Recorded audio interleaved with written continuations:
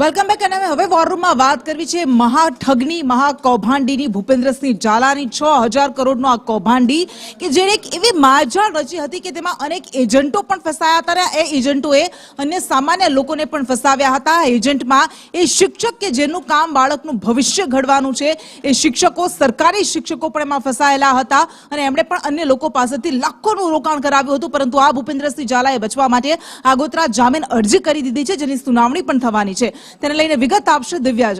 જે દિવ્યા.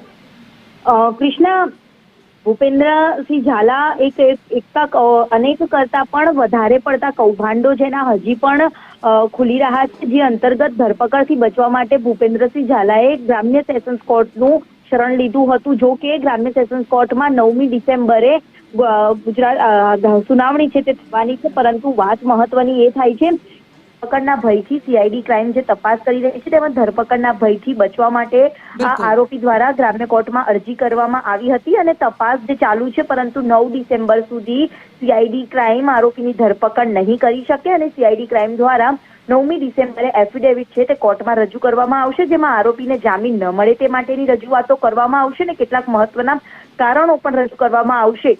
એક બાદ એક જે કૌભાંડો સામે આવી રહ્યા છે, હજી પણ આ ભૂપેન્દ્ર સામે અનેક કેસો છે તે નોંધાય તેવી પણ સંભાવનાઓ જોવા મળી રહી છે, કારણ કે અનેક લોકોની કરોડોનું પુલેકું આને બજાવી દીધું છે અને હજી પણ નીત નવા ખુલાસા આ કેસમાં થઈ રહ્યા છે.